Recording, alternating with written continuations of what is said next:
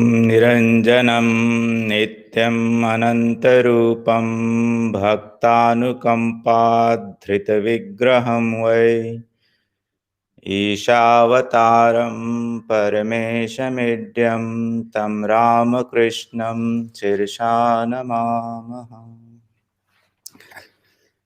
Namaste and welcome to our Sunday morning talk on guided meditation.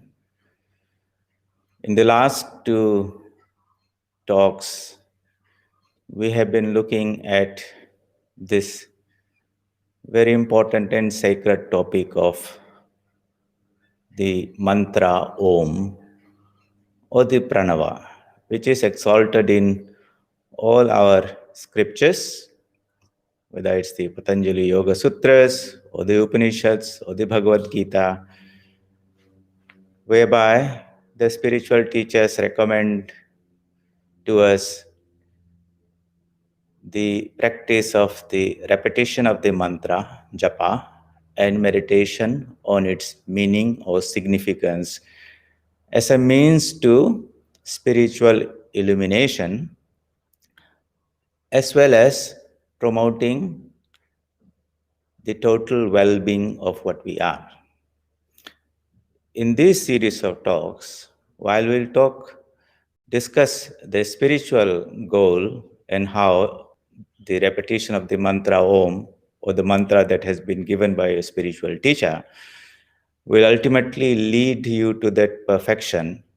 As the teachers say, one can reach that illumination, perfection, siddhi, only through the practice of japa.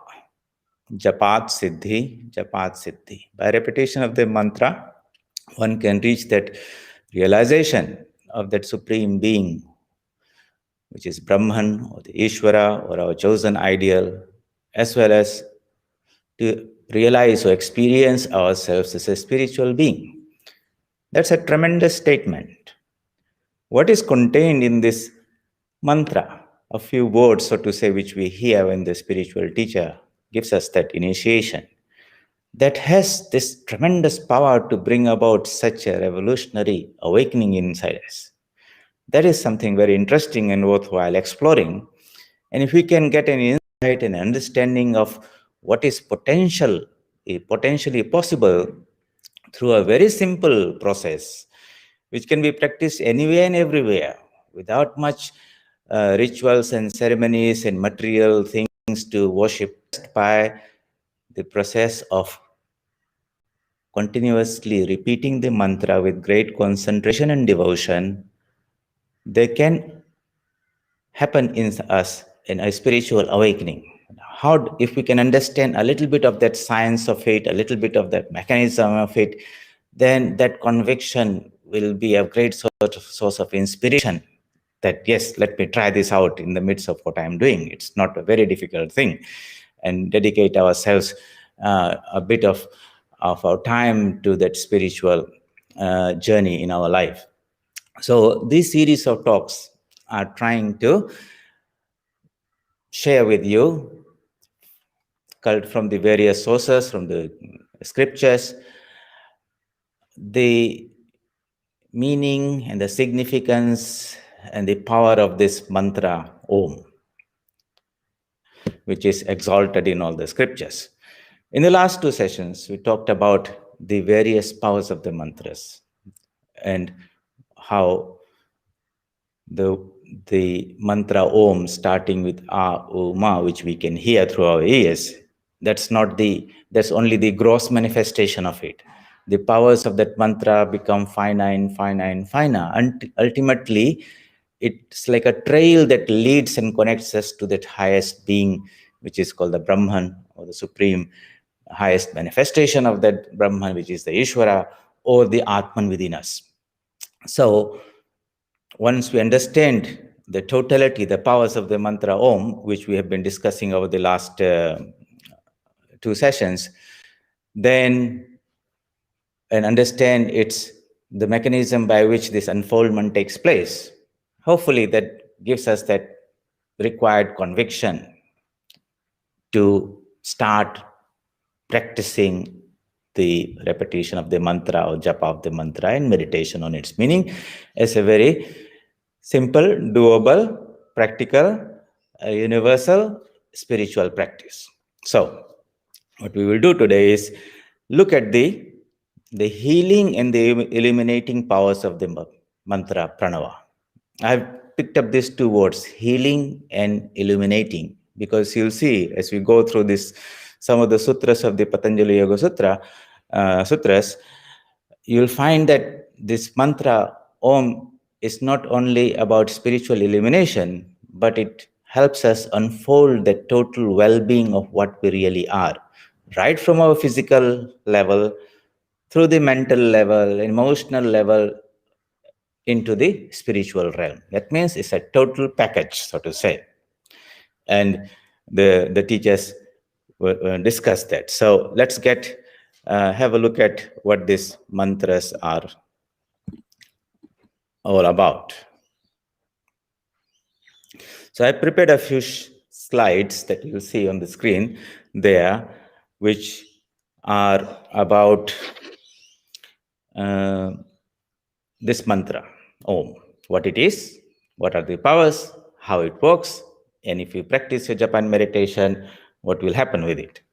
So let us look at this, a few sutras.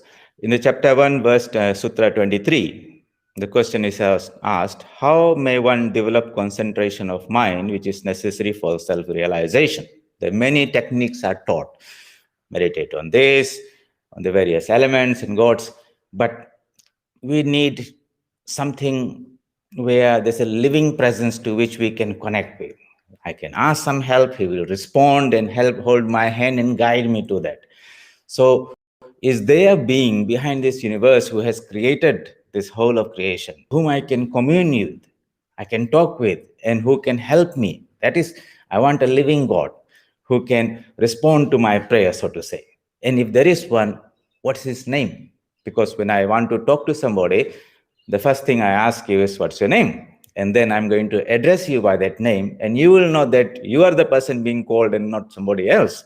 And once that communication starts, then whatever information, knowledge, love, kindness, affection, everything begins to flow because of that connection. So if there is a being who has created this whole universe, what is his name? What is his nature? What are his powers? And how do I communicate with that being, so to say? So the scripture says, one of the methods by which one can develop concentration of mind, which will lead to self-realization, is by devotion to Ishwara. Okay, so the verse is Ishwar pranidhanat va.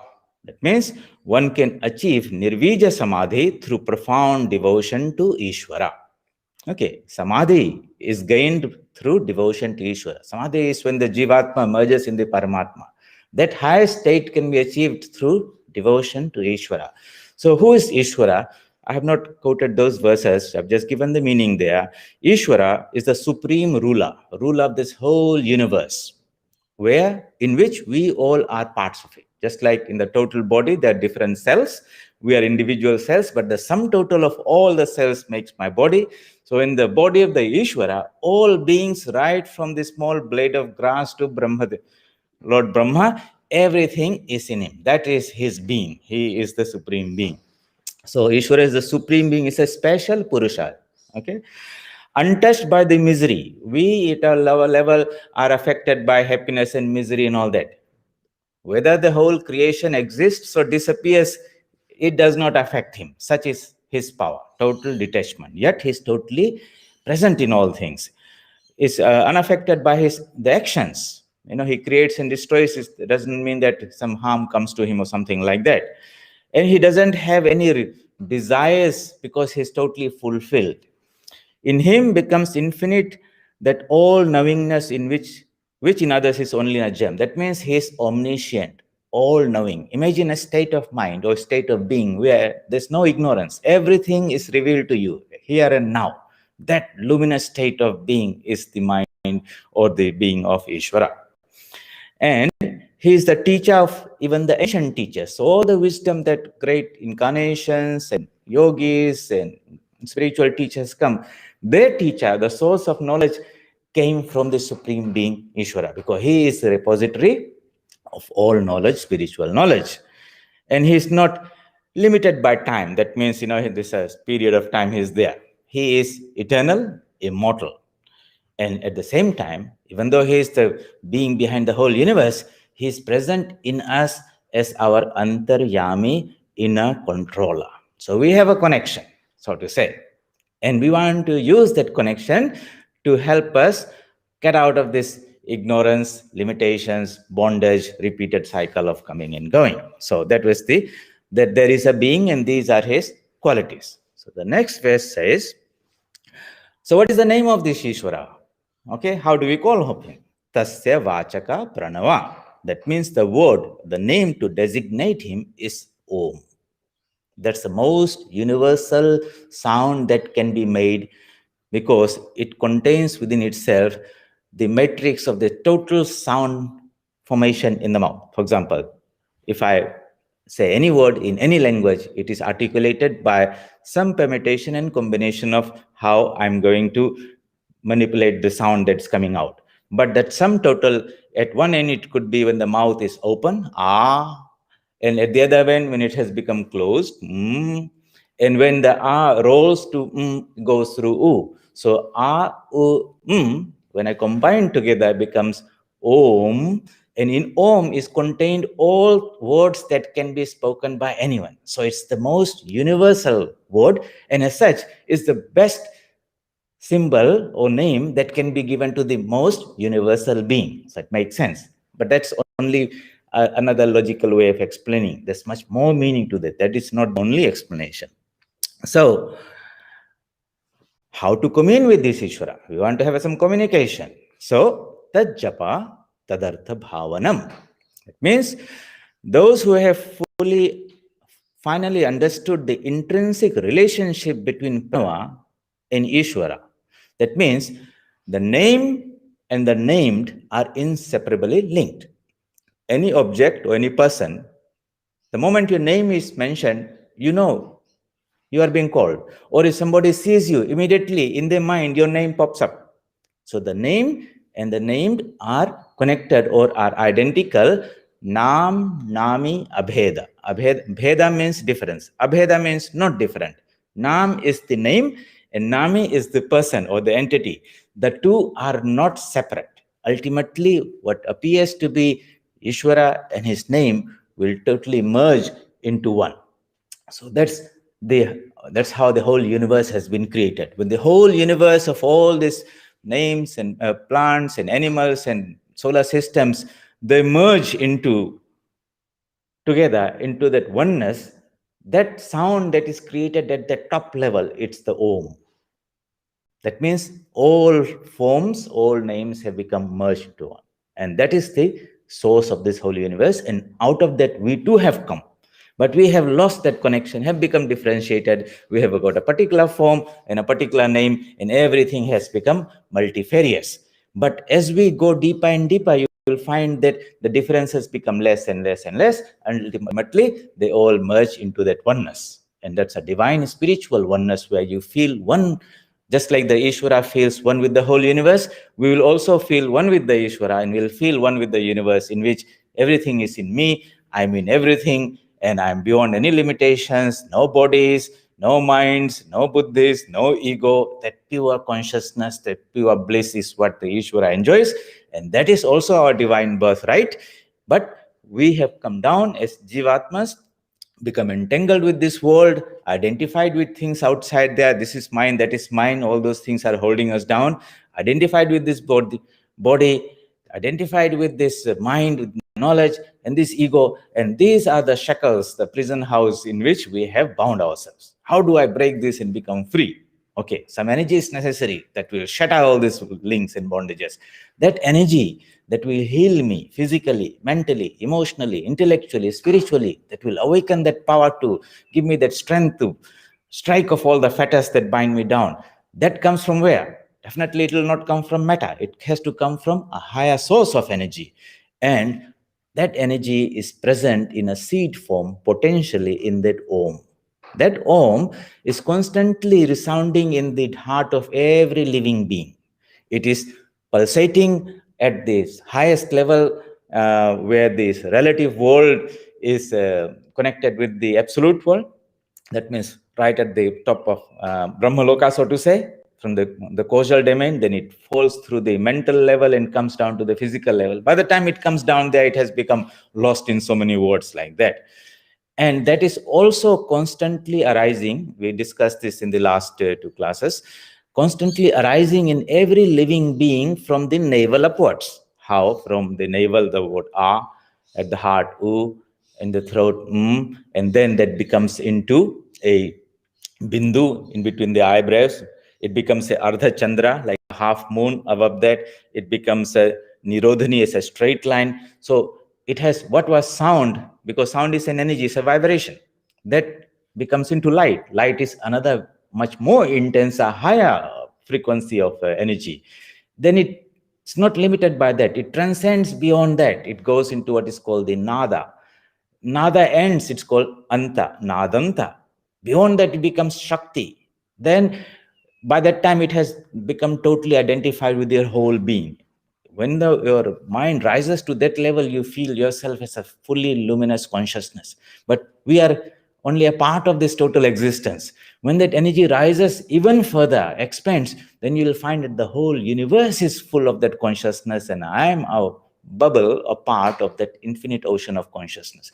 That is what happens when this I consciousness, which is now packed down, anchored down, stuck here, is freed from all these anchors, all these bondages, and when it rises to that, that experience is made available. Now that's fantastic. If I could have that, that's nirvana, that's freedom, that's self-realization, that's God realization, and then no more coming to this world. So the Supreme Being, when he created the universe and individual beings, he gave us the technique and the method by which we can also get out of it. And that is embedded in this pranava, the mantra Om. So it says, now, if you want to walk the path of freedom, what is the method? The japa. Repeat that. Repeat not mechanically. Okay. Sometimes people play some sound, Om, or some mantra is going on the radio, something like that. Okay. What happens with that? Yes, some good vibrations are going there. But here we want your mind to be fully engaged with the mantra. You address somebody whom you love very much. You just don't take the name casually. You say it with so much love and affection. You can say it in a very indifferent way. There's no response from the other person, but you can say it with so much sweetness that whatever, that person might be very angry, whatever, all that disappears, and he just feels that love and affection and connection.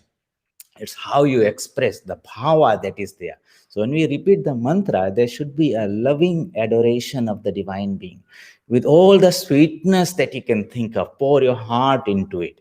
So bhavana is not just contemplation of intellectual meaning. A word can have some meaning, but it's the heart that's speaking, not the intellect that's speaking. Intellect will give you some meaning, okay, but the emotional energy that's infused in the name or what you utter is what bhavana is all about. It's more about feeling. Okay, so that japa means repeat it in cycle. Keep the mind in that loop. There so many thousands of words are constantly coming in there. There are a lot of noise there, clutter, unnecessary things are happening, disturbing the mind, making it all unsettled. Okay, we can't do very much about them and say remove them all out. They again just jump in there. When we try to make a vacuum, they all jump. So what we do is we say we'll take one very pure mantra, which has got a lot of potency in there, very holy, positive, spiritual energy. And I'll keep my mind in that loop. That process of keeping it within that loop is repetition of that, and that's called japa technically. That's why we do it. Not let anything enter. You'll find that now and then some other thoughts will intrude and take your mind all around the place. You have to be very vigilant. Otherwise, you'll go on a world tour. Okay, for 10 minutes, you're thinking, you're physically sitting there, thinking you're meditating, but the mind is going. So there is this buddhi has to be very vigilant. A part of the mind is doing the repetition. Another part of the mind is watching. Are you still doing there or you've gone somewhere? And if you're alert, and bring it back. But if you lazy and tired and this and that, then you lose that control and you're all over the place. So you have to do, when you do this japa, should be fully alert and fully concentrated, and full love and affection is there, and everything else for the time being is removed from that mental space. The whole mind is given to that being. That is called japa. That is the method. So what happens there? Okay. What is the result of devotion to Ishwara by meditating on and repeating the mantra? You might say, because everyone wants to know the result of something. That's why I will do something. I go to work because I'll get money. I'll take up some sports because that's going to be my profession, or I just enjoy it. But I want to know what's the result. So here the teacher is saying, what will happen? And they say, Tatra pratyek chetanadhigamo api antaraya abhavascha. So I've given the meanings there. Tatha means from that practice of devotion to Ishwara, by meditating and repeating the Om, that's what you're doing every day, morning and evening, as much as possible, wherever you're sitting, 5 minutes in the bus you're traveling, nothing to do, instead of surfing on the Google or web, he said, I'm going to give my mind the 10 minutes are there, I'll repeat this mantra, shut my eyes and focus within yourself, get yourself grounded, connect yourself to the, you can do that all the time. If you are very particular about it, you will find time everywhere. But if you're not particular about the 24 hours, you will go just like every day it flows by. So if you are very serious, what happens? From that practice of devotion to Ishwara, by the repetition of mantra and meditating on that Om, Adhigama, comes the realization of Pratyek Chetana, one's own true self, one's own spiritual self. That is the goal that we will reach. It's wonderful. You said, I want self-realization. And this is saying, just by this process of repetition of the mantra, an awakening will happen, which will transform this ordinary mind, purify it, transform and sublimate this ordinary buddhi into a spiritual entity. And I will have that experience. All me. That's wonderful. That's a wonderful promise. And at the same time, it says, Antaraya abhavascha, as well as removal of obstacles. Now, this is very, very important. You say, yes, I'm trying to meditate, but there are so many obstacles. My body is not steady, my mind is not steady, the thoughts are coming, I don't have that enthusiasm, I don't have that energy. Some days I get a good meditation, other days I don't get. And then, there's so much doubt, there's so much confusion. All these are obstacles in the practice. You're not like shooting down the highway. There's so many bends and ups and downs and obstacles, and you find that some days you're moving and not moving. So your question would be, can you please clear the road first so that I can drive? The answer is that embedded in this mantra, Om itself is the power that will remove the obstacles. Two things are there. One is the healing power, the strengthening power, and second is the illuminating power. So you don't require something else and say, let's get preparation and everything is done, then the main activity of the sadhana will take place. No, embedded within the mantra is the power to both heal us. I've used the word healing because in this age, we feel that we are very healthy and all that. But from a spiritual point of view, where somebody is fully illumined, total health would be to be established in our true nature. Okay. In Hindi, when somebody wants to ask about your health, he'll say, Aapka swasth kaisa hai? Then you feel that he's asking about my physical health. And if you're feeling well, you say, I'm feeling good. But the word swasth comes from swastha. Stha means to be sthapana, to be established in. Swa means your true nature. The question asked not only about the physical body, it's a much bigger question being asked about, are you established in your spiritual self? See? And therefore, suddenly it has become much more profound and meaningful. So it's not asking about your physical health, it's asking about your emotional health, asking about your intellectual health, all that clarity is there. It's asking about your moral and spiritual health, and ultimate moral and ethical health, and ultimately the spiritual health. Because we are not only the body, we are also an intellectual being, an emotional being, a moral being, and ultimately, fundamentally, primarily, a spiritual being. That 5 dimensions that we talk about is what we really are. So most of the time we are just bothered about your physical health, eating, resting, and exercising and all that. What else? A little bit of intellectual health by going to some education system and developing this mind and sharp so that we can earn some livelihood. What about emotional health? No training or anything is given there. What about moral and ethical teachings that's necessary to make ourselves strong? Randomly here, there, we can pick. What about spiritual health? Many people don't even understand or know or acknowledge that there is a spiritual dimension to themselves. So we are already in a very diseased situation, so to say. There's so many aspects of our personality that is not even developed or exercised and strengthened. And when we start to go take up the spiritual path, then this undeveloped, weak links in our system, they become the obstacles. The mind is not cooperating, the concentration is not there, the body is lethargic or sick, there's no clarity in our understanding. So these are the methods, the problems that all of us will face as we start the spiritual practices. Okay, who can help me overcome that? It's our body, our mind. No one can enter into us and help us. The solution must come from within. The one who has created this also has given us that power deep inside us by which we can heal ourselves, whether it's physical health or mental health or emotional health or spiritual health. Strength is life, weakness is death. Weakness comes when we don't exercise ourselves in some part. But if we exercise any particular part of the body, that becomes stronger. Okay, so what are the exercises by which those dimensions of our personality become very strong? What is the exercise? The exercise is the spiritual exercise of japa and meditation.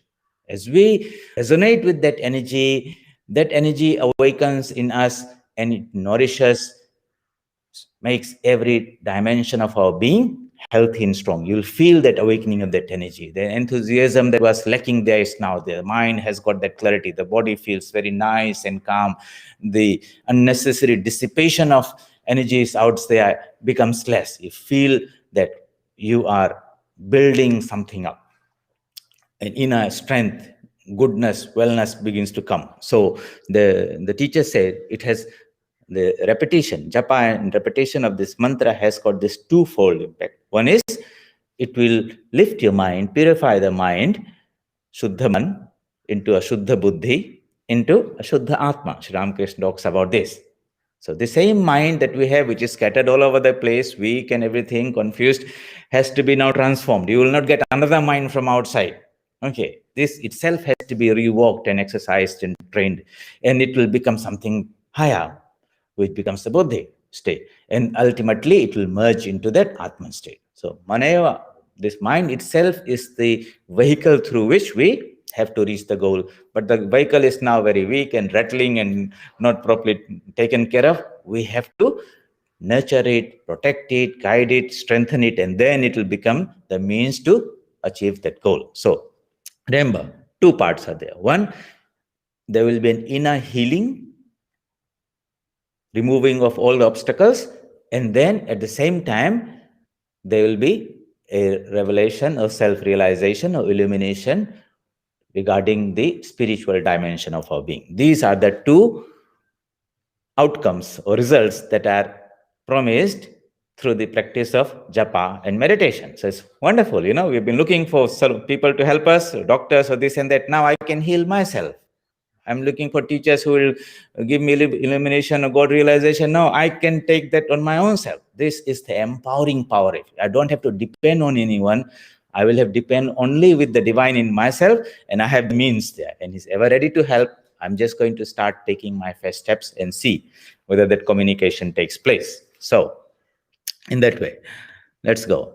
What are the impediments that disturb the mind? So there's a list of things. What are the problems that we fall? They say, and there are 9 such problems that the repetition of this mantra will take care of. Okay. So what are these? Vyadhi. Vyadhi means sickness or disease.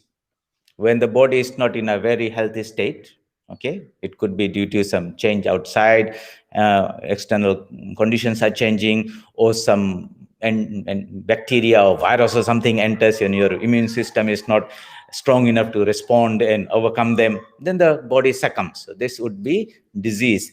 It's a weak state of body or immune system that succumbs to the external forces. Okay, so that's an impediment. When you're sick, your body is not good, you can't sit down for long and practice meditation. The whole mind comes and gets more focused about your body, how to think about the spiritual part of it. So that's a impediment.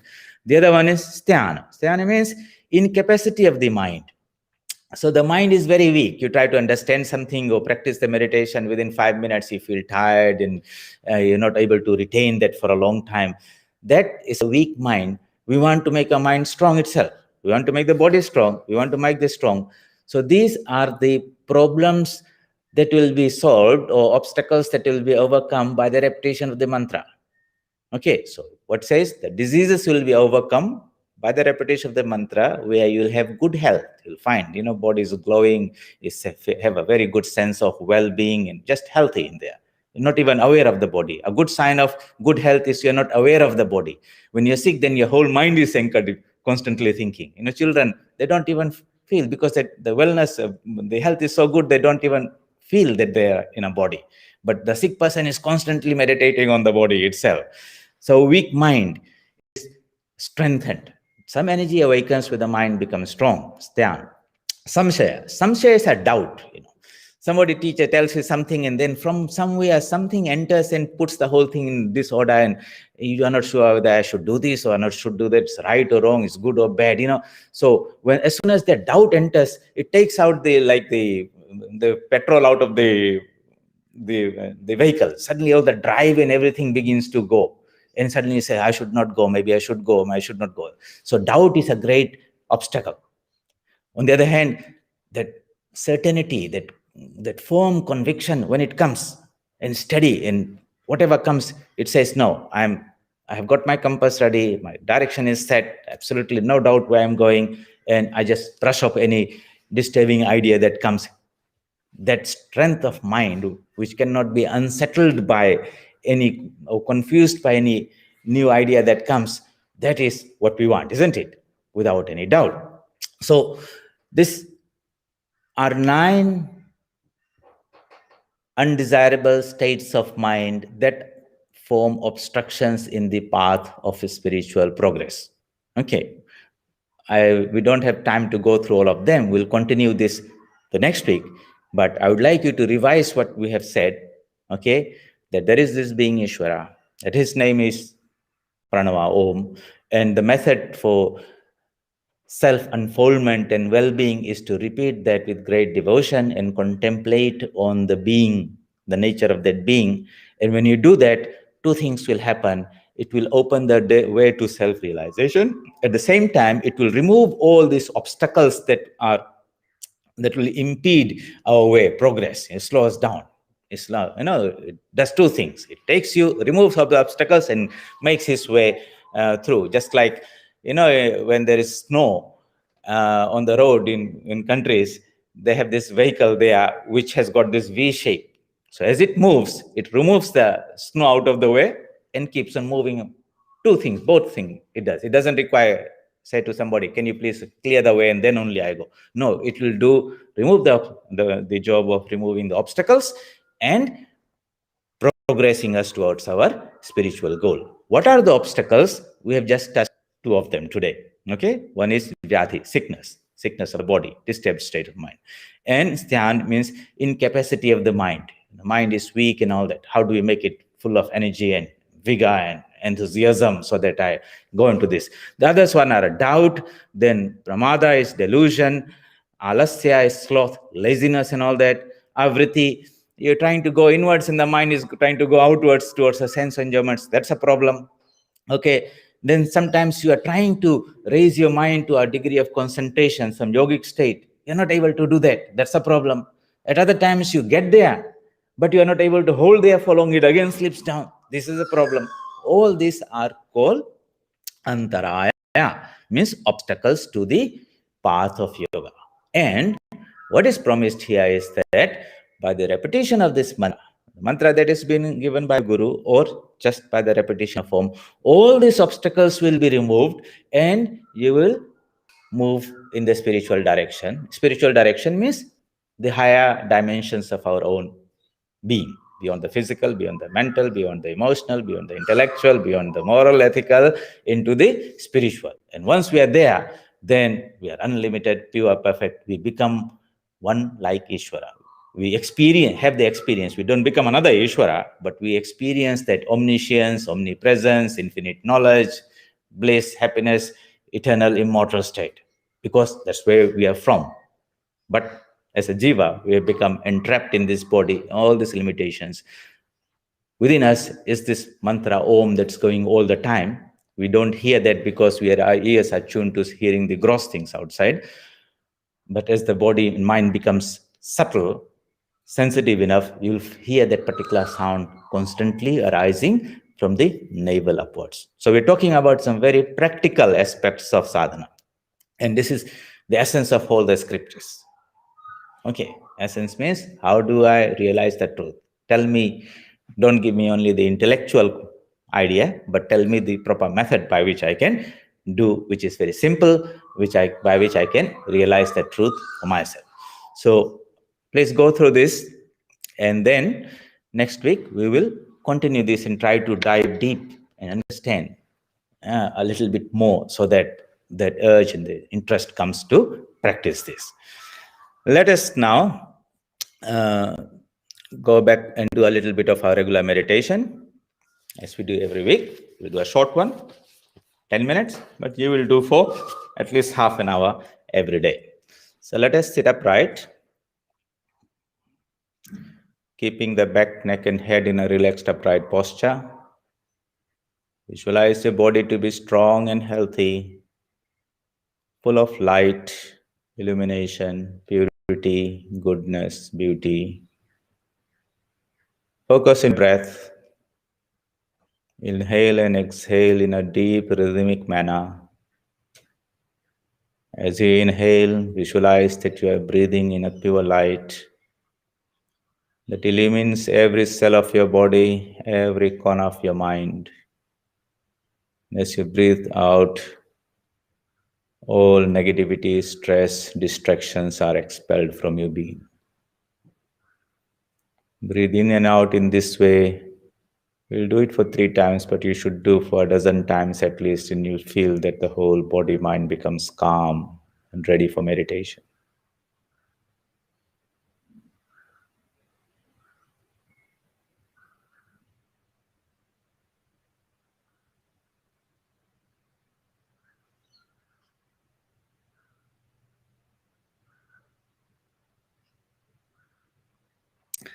Let's pray for the welfare of all beings. May that Supreme Being, who is of the nature of eternal existence, infinite knowledge, infinite bliss, purity, goodness, holiness, freedom, and all divine qualities, out of whom this whole universe and all its living beings have come, who sustains this whole creation, into whom this whole creation is absorbed again, who resides in the heart of every living being. May the Divine endow us with the spiritual qualities and strength, so that we may disengage the pursuit of only worldly things and direct this mind to that ultimate source of our being, which is our destiny. May the Divine grant that all are happy, all are joyful and peaceful, and all seek the spiritual being as the goal of their life. Send out your prayers to your right. See your thoughts going out forever, helping and uplifting all they come across. Send them to your left, in front, behind, above, below, in all directions. We pray for all because we are all one ultimately in the supreme existence.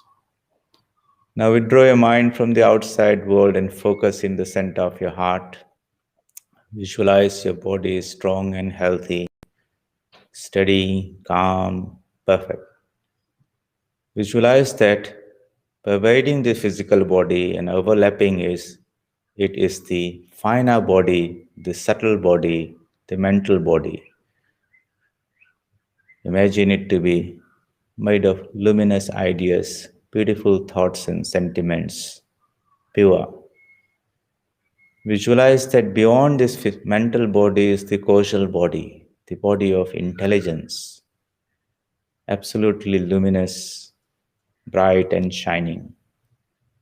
And beyond that is the infinite Atman, pure, perfect, peaceful, serene. In that ocean of consciousness, visualize a lotus, fully bloomed, full of freshness and fragrance.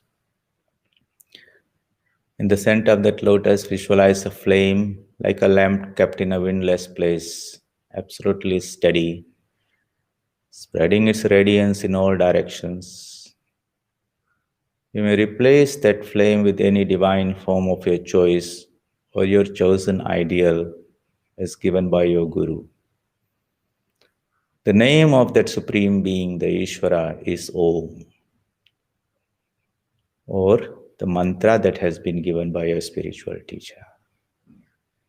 Visualize that the light emanating from that Supreme Being to be the light of spiritual knowledge that dispels the darkness of ignorance. It's a light of bliss that fills you with joy and happiness. It's a light of supreme peace that fills you with serenity and tranquility. It's a light of absolute strength that makes you strong morally, emotionally, intellectually, physically. Focus your whole mind on the divine within your heart. Feel the living presence, the warmth and love of His affection and compassion and eagerness to provide us all that we require. Focus your whole mind on His divine form and repeat the mantra. If you're initiated, repeat the mantra of your chosen ideal. Or you may repeat the mantra Om. Or you may repeat the mantra, the Gayatri mantra. But be watchful that the mind keeps contemplating on that form and the repetition of the mantra. If it wanders away somewhere, anywhere, gently bring it back and engage it, re-engage it in this repetition. In this way, focus totally on the divine within yourself and keep it anchored, keep the mind anchored there with the help of the repetition of the mantra.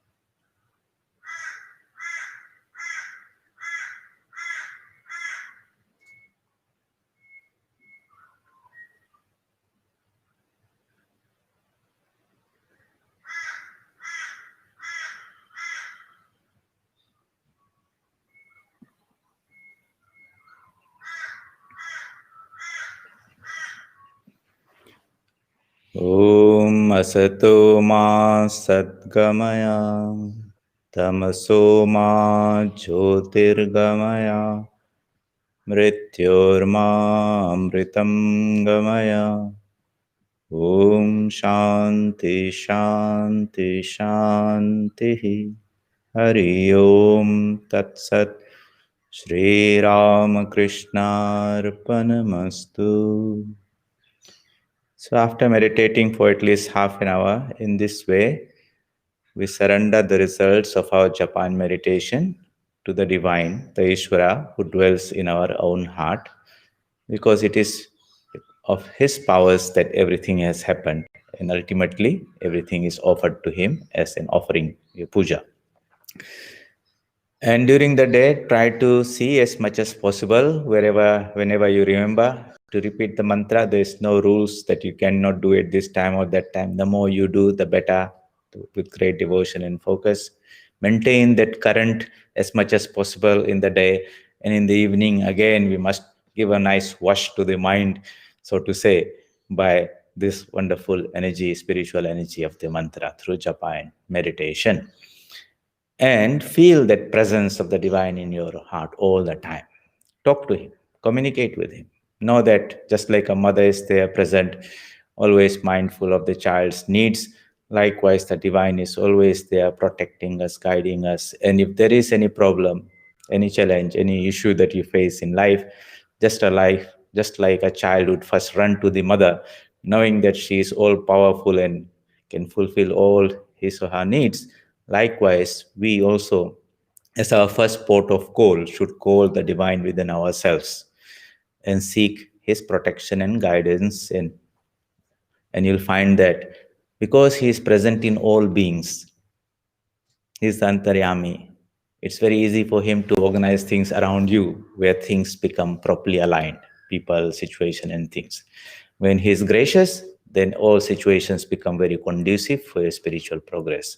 When we don't seek him, then we are on our own with our limited resources and we have issues here and there. So when this wonderful help is necessary in our spiritual journey, in our everyday life, why should we not access it? You have to test it out for yourself whether something happens or not, and you will find that your own experience will give you the conviction and understanding that what we are telling is not only some theory, but it is something that is the truth, and we can access that to have a better quality of life and reach the destination, the journey, the goal of our life in this life itself. So we will meet again next Sunday and continue on this topic. In the meantime, you are expected to seriously do your japa and meditation. And today again, we will, in an hour's time, continue with our talk on practical spirituality, wherein we are trying to develop a framework, a matrix, which will help us very quickly and easily understand the spiritual teachings that come to us in our scriptures in a very systematic, organized way, so that the knowledge comes and we go to the next stage of applying that and traveling the journey rather than just studying the map all the time. So how quickly we can learn how to use that map and start the journey is what we're trying to do. And we'll develop some techniques by which the sages, the teachings that the spiritual sages have given to us become very clear in a simpler way. So we'll meet again. Until then, keep safe.